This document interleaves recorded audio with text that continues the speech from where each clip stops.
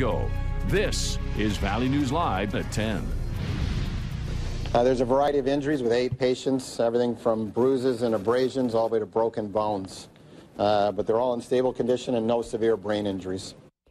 New developments this evening. At least 4 people were killed and a number of others injured after a pedestrian bridge under construction in Miami collapsed onto the road, trapping 8 cars. CBS News is reporting that a special method called accelerated bridge construction was used to minimize traffic disruption, maximize safety, and should be more cost effective while the bridge was under maintenance. The design of the bridge was reported to last 100 years and be able to withstand a Category 5 hurricane. 10 victims were taken to a medical center. 2 patients are in critical condition, with all the victims ranging in age from 20 to 50 years old. Fire officials say they have located 4 victims underneath the bridge, but have not yet been able to reach them to extricate their bodies. Today's tragic event in Florida has inspectors nationwide looking at local bridges to make sure that they are up to code. Valley News Team's Ashley Holcomb checks out the Fargo-Moorhead area and tells us what's being done to make sure the bridges here are safe to walk on. All of our bridges in the state of North Dakota are inspected at least every other year. So if there are some concerns that are identified, that inspection procedure is ramped up, if you will. Kevin Gorder with the North Dakota Department of Transportation says some bridges are looked at yearly, monthly, or even quarterly if needed. And that's what is required through their cooperation with Federal Highway and the National Bridge Inventories. We inspect all of them, whether they're a pedestrian bridge, a township bridge, a county bridge, a state bridge. We look at all of the bridges in the state of North Dakota.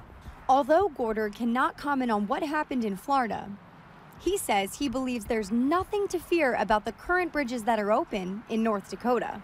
We use terms like structurally deficient, and none of them that I know of off the top of my head are on that list. The pedestrian bridges are pretty solid here. When a bridge is labeled structurally deficient, that doesn't necessarily mean that it's going to collapse.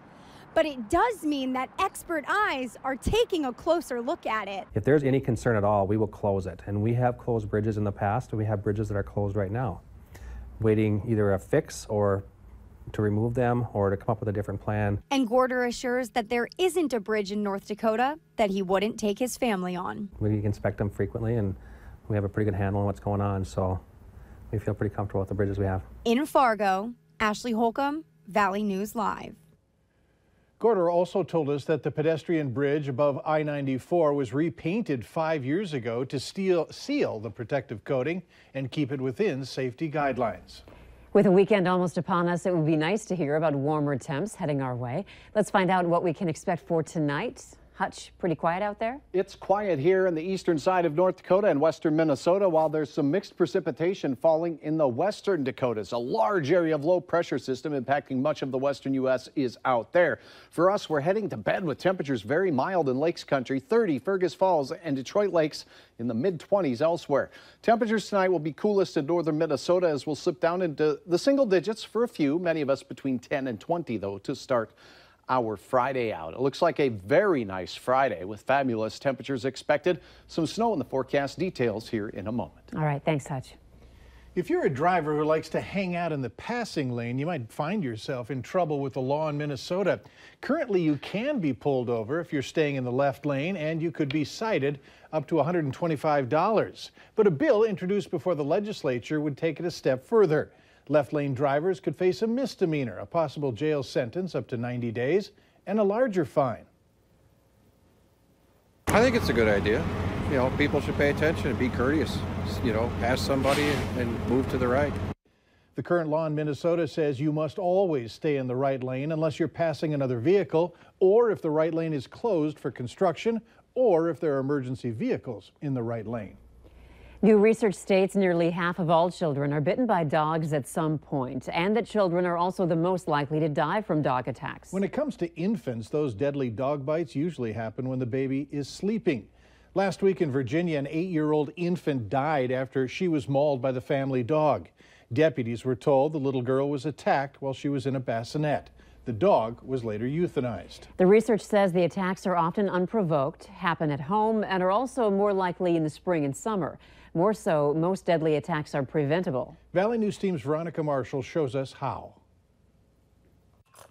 Any dog is capable of biting. Kish Helmert trains dogs for a living. Even the nicest dogs, we can't always predict how they're going to respond to a baby, to a toddler. But even Helmert was cautious for her dog's first introduction to her children. It went well, but I was always on guard. Anxious, nervous emotions. They really picked that up. Trainers say the stress and noise of a new baby, along with changes in their routine, can cause anxiety for dogs, but there are ways to help them de-stress. One way to help your dog transition is to desensitize them to the sound of a baby crying before the baby comes home. You can do that by playing a YouTube video of baby crying sounds and pairing it with a treat, which is a positive reinforcer.